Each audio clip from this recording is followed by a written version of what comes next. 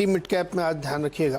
और शुरुआत में मेरी टीम में आपको तो आईजीएल, इसमें बहुत सारी खबरें निकल के आ रही हैं कि कुछ 2-3 एरिया है एमएमआरडीए के आसपास, मुंबई के आसपास, जहां पे अपना एक गैस नेटवर्क डेवलप करेंगे। साथ ही इनको बांदा, चित्रकूट और महोबा में भी इंफ्रास्ट्रक्चर डेवलप करने के लिए इनको मिला है। तो आईजीएल के लिए एक अच्छा है कि अपने कोर टेरिटरी जो इनकी एनसीआर की, वहाँ से बाहर निकलेंगे। और गैस के दाम तो बढ़ ही रहे हैं रोज़, तो इस पर ध्यान रखिएगा। इंटरग्लोब एविएशन और स्पाइस जेट दोनों और एविएशन कंपनी, देखिए कल इसमें जो एविएशन मिनिस्टर साहब ने अपडेट दिए हैं वो बड़े इंटरेस्टिंग है। एक तो उन्होंने कहा है कि अब पूरी तरीके से जो ट्रैफिक था यात्रियों के लिहाज से वो प्री कोविड लेवल तक हम पहुंच गए हैं। इंटरनेशनल फ़्लाइट्स शुरू हो गई हैं, 15 फ़्लाइट्स और शुरू हो रही हैं अभी कुछ दिनों के अंदर ही। साथ ही उनका 4,10,000 पैसेंजर जो इनकी कैपेसिटी थी वो अब वो बिल्कुल उस तरीके से पहुंच चुकी है प्री कोविड लेवल पे। दूसरा एक बहुत ही इंपॉर्टेंट जो सबसे ज़्यादा मुझे लग रहा है, ये राज्यों के साथ वैट घटाने को लेकर के बातचीत चल रही है एटीएफ के ऊपर।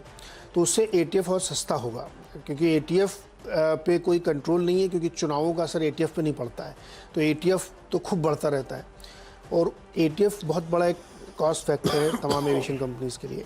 तो अगर ये घटना शुरू हो जाता है, ये वैट इस पर कम होता है, तो इन कंपनीज़ के लिए बड़ा रिलीफ है।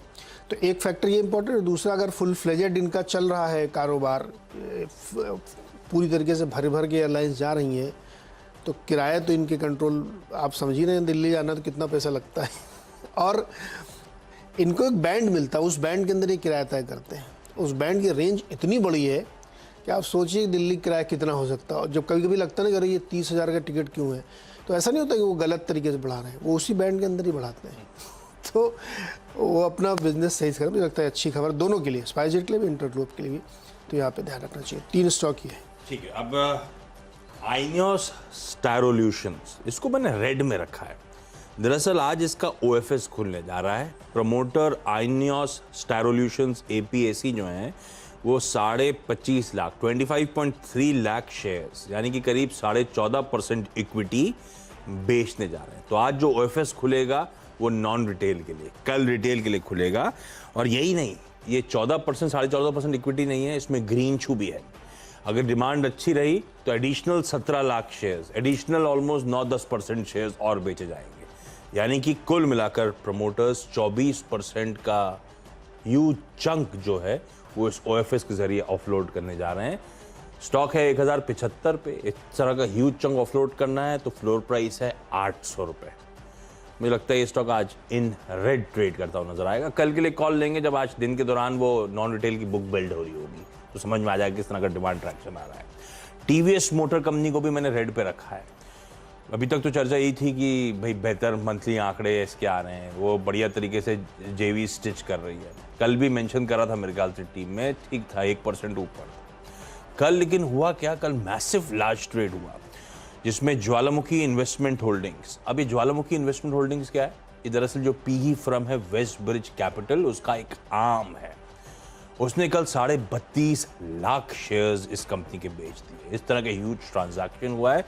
मुझे लगता है अच्छे आउट परफॉर्मेंस के बाद ये स्टॉक शायद थोड़ा सा प्रॉफिट टेकिंग के मूड में आया। और जोड़ दीजिए इस कड़ी में आरवीएनएल को, रेल विकास निगम को। इसने महानदी कोलफील्ड्स, महानदी कोलफील्ड्स क्या है? कोल इंडिया की एक सब्सिडरी है, उसके साथ करार करा है। तो project consultancy, railway infrastructure works के लिए आरवीएनएल कंसेप्ट से लेकर कमिश्निंग तक काम करेगी, धंधा आएगा। आरवीएनएल को इसलिए इन ग्रीन रख रहा हूं। चलिए अगले जो 3 स्टॉक है वो चीनी वाली कंपनी है, और उसको इसलिए लिया है, केएम शुगर दिखाइए, केसीपी शुगर, मवाना शुगर, ये सब इसलिए क्योंकि ये वैल्यूएशन के लिहाज से अभी सस्ते हैं बाकी की तुलना में।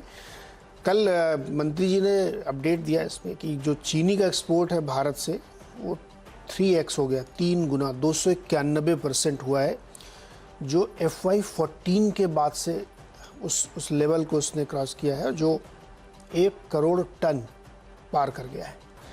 तो इसका मतलब क्या है? मतलब ये है कि इंटरनेशनल प्राइस अगर आप देखें तो $20 के आसपास चल रहे हैं लंदन के, और अगर आप मैक्सिमम एक्सपोर्ट करते हैं तो जो इनकी इन्वेंट्री पड़ी रहती है जिसके वजह से इनको नुकसान होता है वो बाहर निकल गया। तो यहाँ पे स्टॉक कम हुआ और प्राइसिंग इनकी स्ट्रॉन्ग रहेगी, ये बिल्कुल एकदम तय समझिए आप। तो चीनी की इस प्राइसिंग का फ़ायदा इनको मिलेगा। और आपको याद होगा कुछ समय पहले सरकार ने सब्सिडी बंद कर दी थी एक्सपोर्ट के लिए, क्योंकि इंटरनेशनल प्राइस इतने बढ़ गए थे कि इनको दिक्कत नहीं थी, तो ये उस प्राइस पे बेच ले रहा है। तो ये इस तरीके का जो रिकॉर्ड प्रदर्शन इन्होंने दिखाया है एक्सपोर्ट का, वो बड़ा इंटरेस्टिंग है। दूसरा, समर सीज़न में शुगर की डिमांड बहुत ज़्यादा बढ़ जाती है, खासतौर पे कोल्ड ड्रिंक कंपनियों की तरफ से।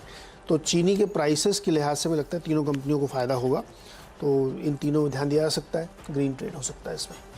चलिए फटाफट एक छोटा सा ब्रेक, और अगले ब्रेक के बाद फिर चार स्टॉक्स और बाकी जो है।